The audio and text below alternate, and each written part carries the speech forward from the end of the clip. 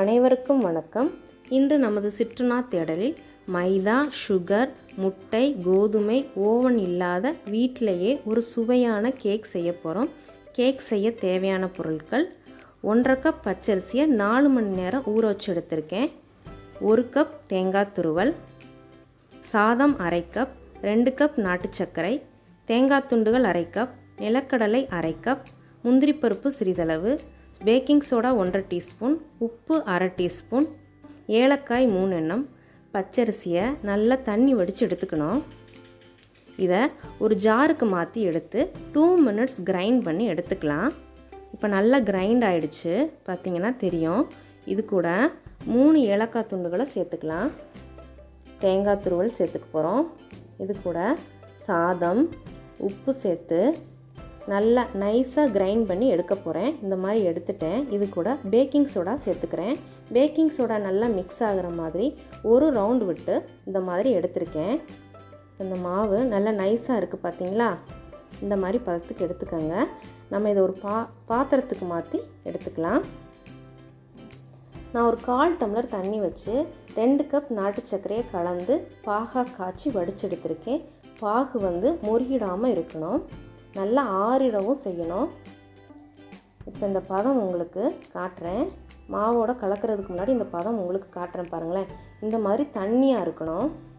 இதை மாவோட கலந்து நல்லா ஒன்றோடு ஒன்று கலக்கிற மாதிரி நல்லா மிக்ஸ் பண்ணி விடுங்க. இப்போ நல்லா கிளறி விடுங்க. இப்போ எனக்கு நல்லா மாவு மிக்ஸ் ஆகி வந்துருச்சு. இப்போ மாவோட பதம் உங்களுக்கு காட்டுறேன். தோசை மாவு பதத்துக்கு அரைப்போம் இல்லையா, அதை விட கொஞ்சம் தண்ணியாக இருக்கிற மாதிரி பார்த்துக்கோங்க. ரொம்ப கெட்டியாக இருந்தாலும் இந்த கேக் வராது, அதே நேரத்தில் ரொம்ப தண்ணியாக இருந்தாலும் இந்த கேக் வராது. அதனால் பதம் இந்த கேக்குக்கு ரொம்ப முக்கியம். இதை ஒரு மூடி போட்டு மூடி ஒரு 30 மினிட்ஸ் அப்படியே வைக்க போகிறோம். இப்போ ஒரு பேனில் ரிஃபைண்ட் ஆயில் ஒரு 3 ஸ்பூன் அளவு ஊற்றிக்கோங்க. ரிஃபைண்ட் ஆயிலே இந்த கேக்குக்கு சூஸ் பண்ணுங்கள். மற்ற எண்ணெய்களை சூஸ் பண்ணோன்னா கேக்கில் எண்ணெயோட ஸ்மெல் இருக்கும். இப்போ எண்ணெய் நல்லா சூடாயிடுச்சு. இதில் நிலக்கடலை துண்டுகளை சேர்த்துக்கலாம். நிலக்கடலை துண்டுகள் நல்லா ப்ரௌன் ஆகணும்னு அவசியம் கிடையாது. இப்போ நான் காட்டுற ஸ்டேஜ்லேயே நிலக்கடலை துண்டுகளை எடுத்துக்கோங்க. எனக்கு லைட் ப்ரௌன் ஆக ஆரம்பிச்சிருச்சு. இதை ஒரு பாத்திரத்துக்கு மாற்றி எடுத்துக்கிறேன். பாத்திரத்துக்கு மாற்றி எடுத்ததுக்கு அப்புறமும் அந்த எண்ணெயிலேயே இந்த நிலக்கடலை கொஞ்சம் கிறிஸ்பி ஆகும். இப்போ நம்ம தேங்காய் துண்டுகளை சேர்த்து ஃப்ரை பண்ணிக்கலாம். இப்போ தேங்காய் துண்டுகள் ஃப்ரை ஆகிடுச்சு. இதை ஒரு பாத்திரத்துக்கு மாற்றி எடுத்துருக்கலாம். நான் இந்த கேக்கை நிறையா முறை வீட்டில் செஞ்சுருக்கேங்க. நல்லா டேஸ்ட்டாக இருக்கும். இதை எல்லோரும் வீட்டில் அவசியம் செஞ்சு கொடுங்க. இப்போ இந்த எண்ணெயில் முந்திரி பருப்புகளையும் போட்டு நல்லா ஃப்ரை பண்ணி எடுத்துக்கிறோம். இந்த கேக்கோட டேட் சேர்த்து கொடுத்தாலும் ரொம்ப டேஸ்ட்டாக இருக்கும். இப்போ நமக்கு ஒரு 30 மினிட்ஸ் ஆகிடுச்சு. இது கூட ஃப்ரை பண்ணி வச்சுருக்க ஐட்டம்ஸை சேர்த்துக்கலாம். பாதி அளவு தான் சேர்த்துக்க போகிறோம். தேங்காய் துண்டுகள், முந்திரி பருப்பு, நிலக்கடலை எல்லாமே பாதி அளவு சேர்த்துட்டு இந்த கலவையோட ஒன்றோடு ஒன்று நல்லா மிக்ஸ் பண்ணி விடுங்க. அப்போ தான் இந்த கிறிஸ்பி ஐட்டம்ஸ் எதுவுமே கேக்கோட அடிப்பகத்தில் தங்காது. இப்போ அடுப்பை நீங்கள் இந்த மாதிரி வச்சுக்கணும். லோ ஃப்ளேமில் வச்சாலும் நமக்கு கேக்கு கருகிடும். இந்த மாதிரி வச்சுக்கோங்க நீங்கள் அடுப்பை, அப்போ தான் உங்களுக்கு சரியாக இருக்கும். பேனில் வச்சு 2 ஸ்பூன் எண்ணெய் ஊற்றி இந்த கலவையை அதில் சேர்த்துக்கலாம். இதை ஒரு மூடி போட்டு மூடி ஒரு 5 மினிட்ஸ் அப்படியே வச்சு பேக் பண்ண போகிறோம். இது லோ ஃப்ளேம்லேயே இருக்கணும். இப்போ எனக்கு ஒரு 5 மினிட்ஸ் ஆகிடுச்சு. மூடி எடுத்துடலாம்.